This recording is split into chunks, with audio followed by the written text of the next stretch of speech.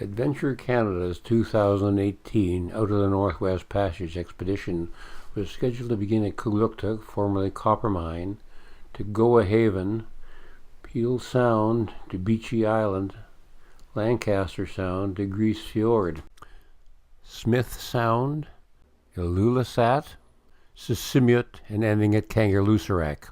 But as this September 1st ice chart shows, Peel Sound was blocked with ice and our departure point was changed to Resolute, which the next day was also blocked with ice. Our starting point was changed to Pond Inlet. After a night in Yellowknife, we boarded an Avro RJ-85. We descended to our first view of Baffin Island, over the rock-ribbed Canadian Shield, and deplaned in Pond Inlet. With settlement near the airport, the road that leads into town from the shore,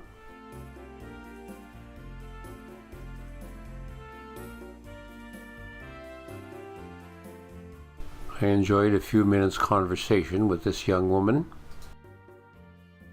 While we waited for the rest of the group to arrive, we took a few pictures outside of the visitor center and a few more pictures inside. Then we were taken by Zodiac out to the Ocean Endeavour, anchored next to the icebreaker Saint Laurent, and a view of Pond Inlet from the ship. September 4th, we anchored off Croker Harbour on Devon Island with its massive tabletop mountains and the extending glacial tongue of the Devon ice cap. We went in by Zodiac for a close-up view of the ice.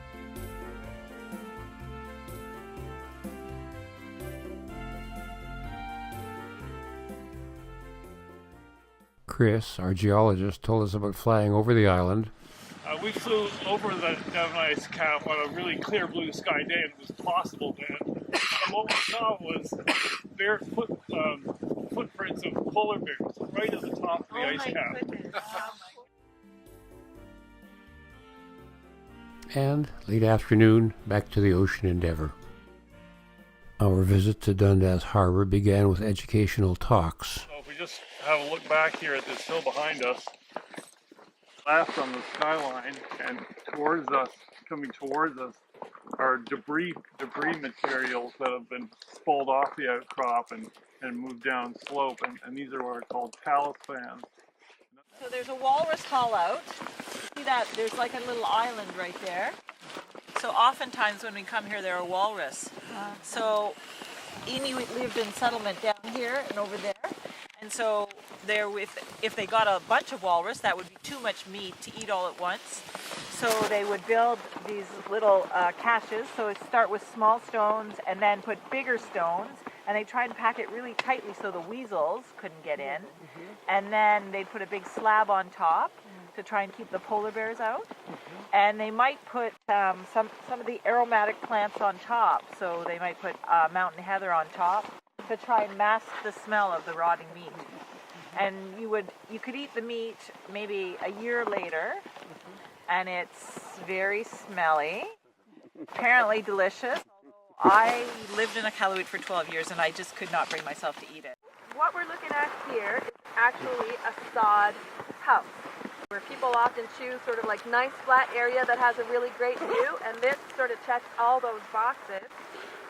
They've also gone and chosen to put their house into the sod. It's a bit of a gentle slope, and it does some of the work for them. Our polar bear guard and the RCMP post where 3 constables were dropped off in 1924, and the graves of the one who committed suicide and the one who shot himself accidentally. These 2 are not my photos. I was too short of breath to cross the hill to the post. So back to the Zodiacs and to the Ocean Endeavour for an evening with Sherman Downey. And the girls walk by with their backs up, wondering what the hell they're thinking of. The family cat is gone, someone's looking. Well, if you see them, please call after 4. But the guy behind the counter knows it.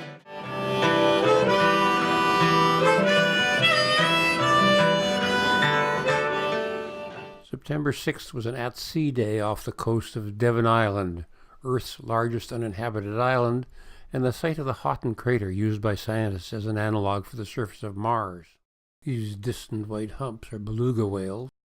These walruses were photographed by me, by Chris Manelli, the ship's photographer, and of course by everybody else. In the afternoon, we took a zodiac tour of the floe ice.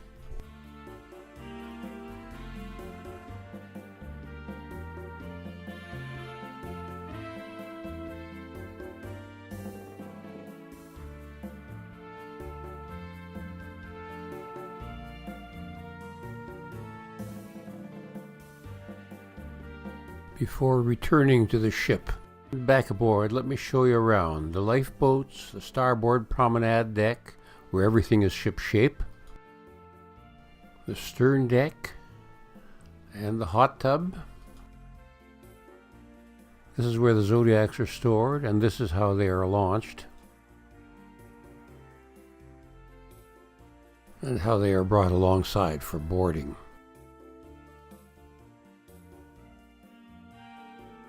The radar tower inside the bridge, the view forward from the bridge, the chart table and the electronic chart.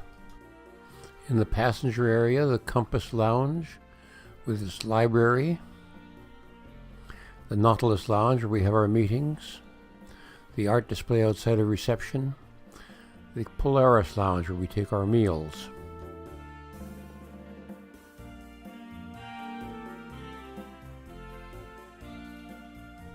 And down on deck 4, my double cabin. This is my cabin, the settee, the information television up there, the porthole, cabinets, very pleasant. And the beds, 2 beds, but this is the only one I occupy, very comfortable. Again, we have a screen. No objections to this. And my desk, a very comfortable place to sit down and do my daily notes. And through here, a bathroom with all the ordinary fixtures. Sink, toilet, shower.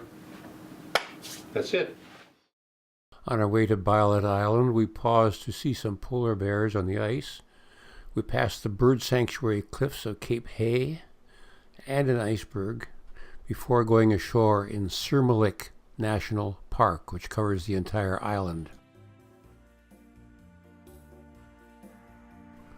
There was lots of room to wander around.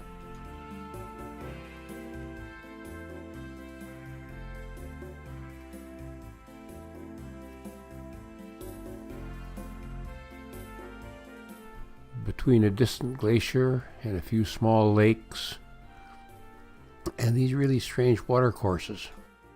Arctic willow, a few other small stunted plants, colorful rocks, ptarmigan droppings, a caribou vertebrae. Between the tundra and the bay, a volcanic dike extends well out to sea. Back aboard, Lois explained throat singing. Once the muscles develop, these become stronger.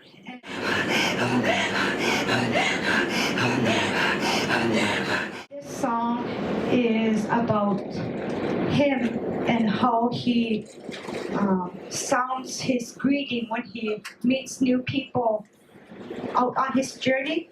Asiki, asiki, asiki. Asiki, asiki, siki, asiki, yeah, yeah, yeah, yeah.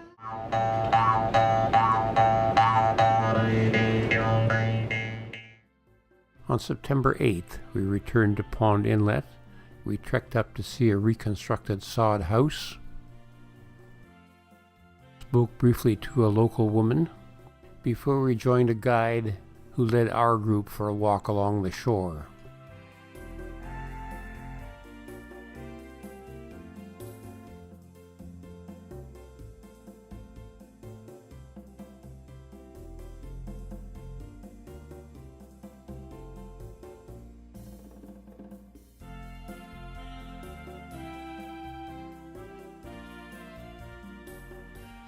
On the front porch of the co-op and inside.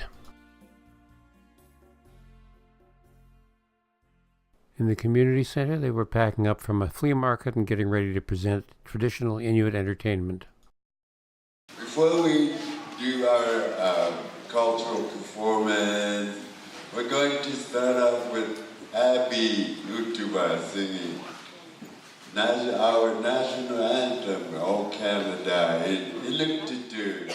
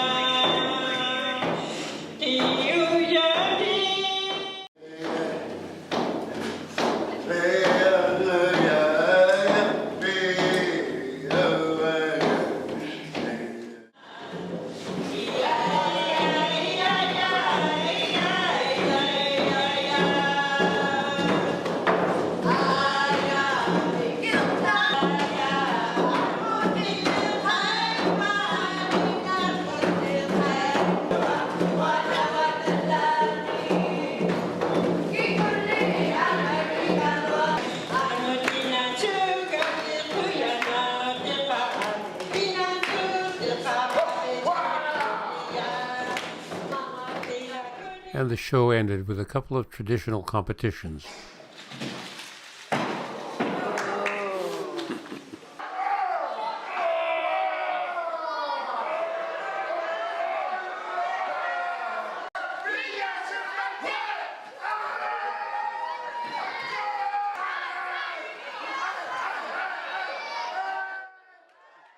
On Philpot Island, I signed up for the leisurely walk but couldn't keep up with the other trekkers, so I had to wait on the beach.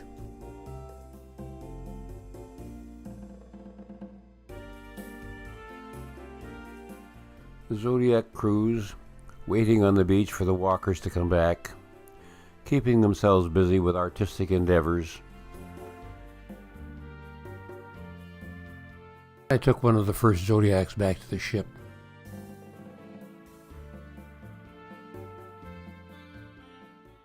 Next morning, anchored off South Cape Fjord on Ellesmere Island, John Houston gave us a lecture on the Inuit syllabary. It used to be when Susie was a kid, or when I was a kid, the teaching was there were 4 vowels. The generator operator's name was Inuit found difficult. It was a difficult name to pronounce. And just guess what his name would be in English. Puliati. Puliati. Puliati. Puliati. Freddie. Fred Whitlinger. Puliati. So that was now today many more people speak English, so they can say Fred, right? Because it's an English word, Fred. But when I was in the mid-70s in Pangnirtung, Inuit would have, especially from a certain age, would have a hard time saying Fred, right, Susie? In the afternoon, we went ashore on Ellesmere Island. Here, we are looking west, across the fjord. And here, looking east over a small frozen pond. I climbed this hill between the pond and the beach, but I didn't climb it quite as nimbly as the guy in the red coat. Now, on top of the hill,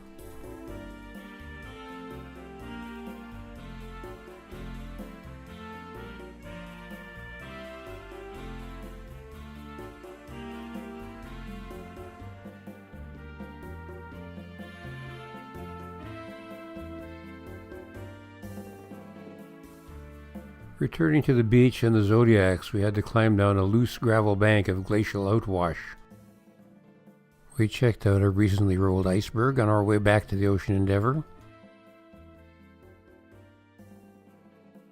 Morning, September 11th, off the south coast of Ellesmere Island. We were to visit Grise Fjord, Canada's northernmost settlement in this frozen valley, but the harbour was blocked by ice. When we were taken in for a closer look, we could see there was way too much ice for all of our Zodiacs to get to the shore, but a few of the local people were able to come out and visit the ship. And were taken back to the village in the late afternoon.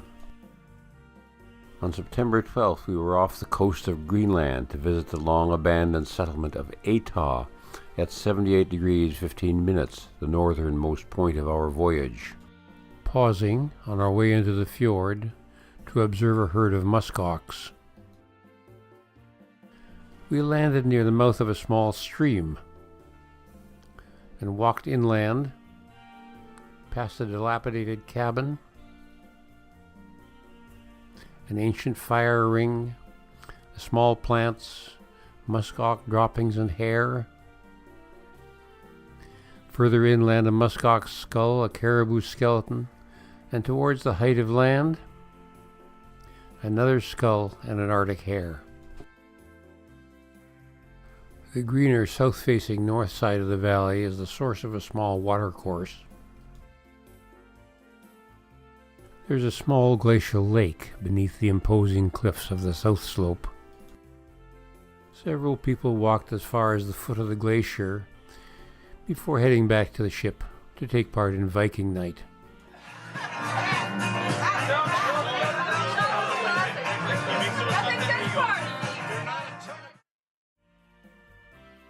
September 13th was an at-sea day, and we spent a lot of time on the upper deck, marveling at the incredible variety of icebergs.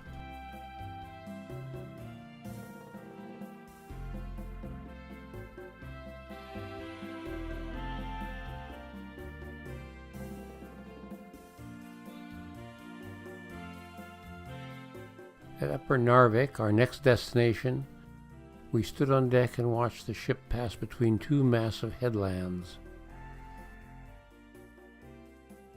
and onward further into the fjord. We landed at the head of the fjord and walked inland past dramatic rock outcrops topped by a scattering of erratic boulders and our faithful bear guard. We found a greater variety of vegetation than what we had seen farther north.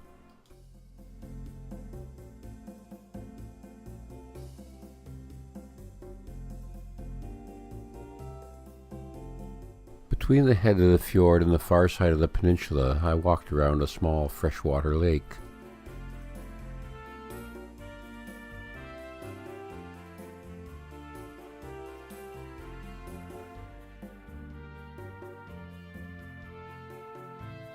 Smile, you're on candid camera.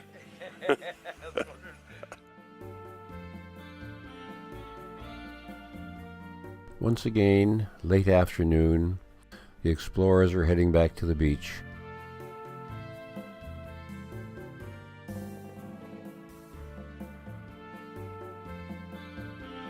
As we left the beach in the Zodiac, we met the kayakers coming back.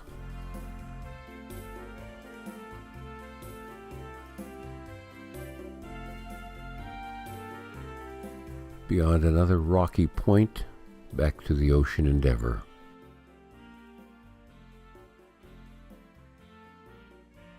In Umanak, our first Greenland settlement, dramatic Umanak Mountain looms over brightly painted houses. We landed in the harbor, walked up the hill past the cold house where meat is kept, the church where a christening was in progress, a replica of a sod hut, and further up the hill,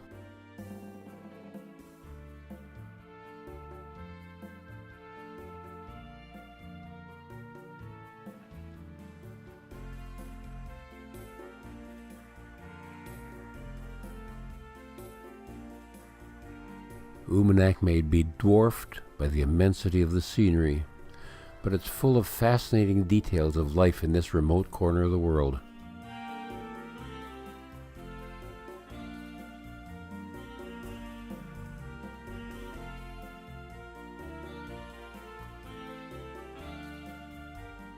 I saw a couple of the distinctive Greenland sled dogs, and my equally distinctive fellow adventurers on their rented mountain bikes.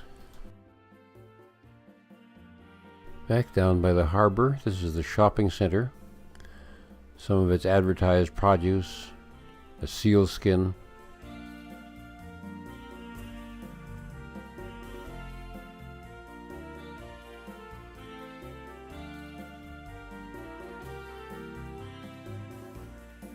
a small boat was making its way out into the bay.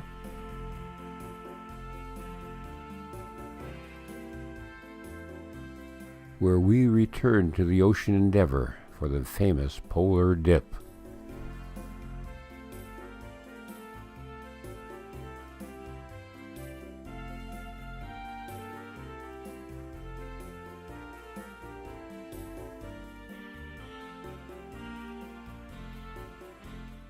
At 64, I might have participated in this scrotum-tightening entertainment. 74 possibly, 84, forget it. Approaching Ilulissat, there was too much ice for the Ocean Endeavour to enter the harbor, so we had a long trip in by Zodiac.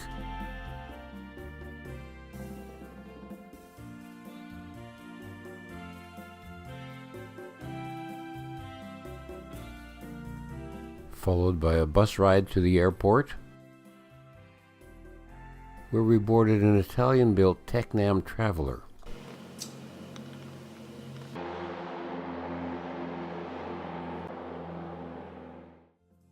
For a flight over the Ilulissat Ice Fjord.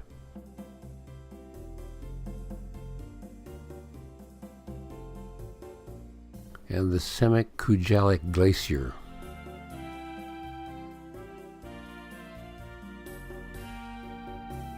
One of the world's most active glaciers, calving 35 cubic kilometers of icebergs annually.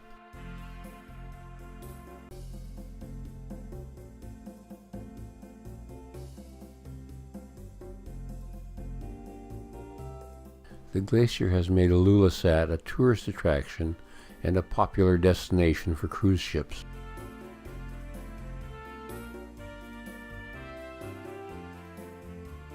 After returning to the airport, we were driven to the famous Ilulissat Boardwalk.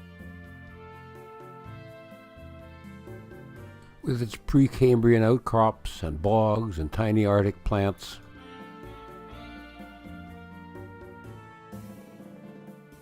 and winding down toward the glacier.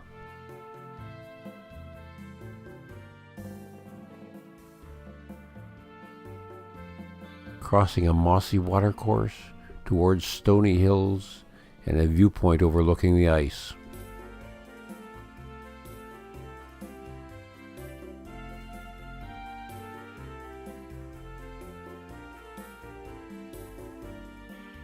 Between the beginning of the boardwalk and the town, the road passes a meadow devoted to dog kennels.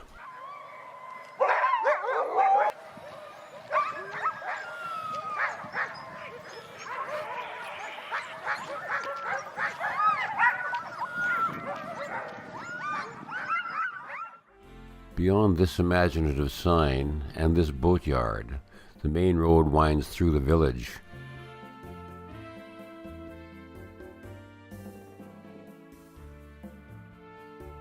And down to the docks.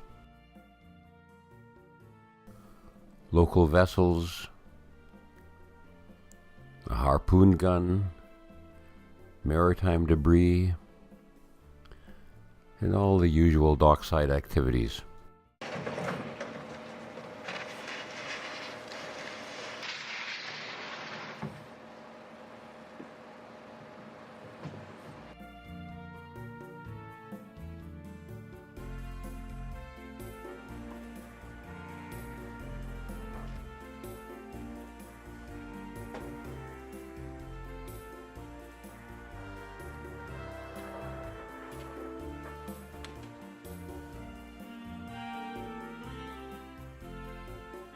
A seal hunter, and nearby we waited around for a while, then back to the Zodiacs and started working our way out to the Ocean Endeavour through a maze of floating ice.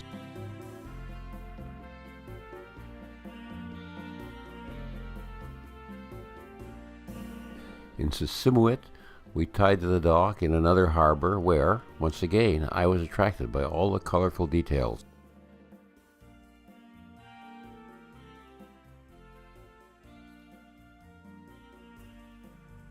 We had a local guide who led us along the shore and up into the town.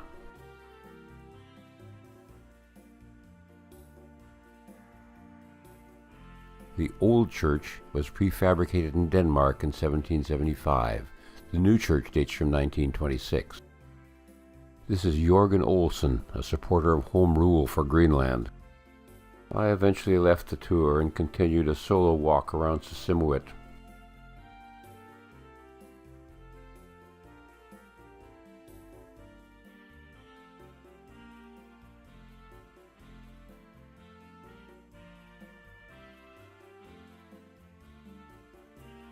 Back to the Ocean Endeavour for a kayaking demonstration.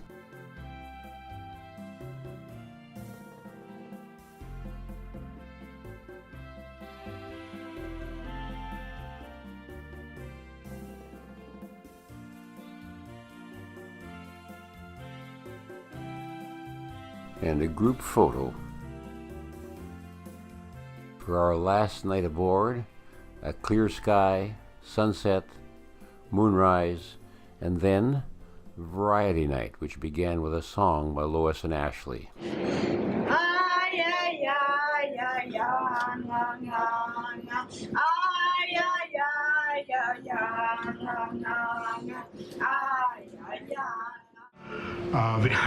The other night, maybe it was last week, time's gone by so quickly,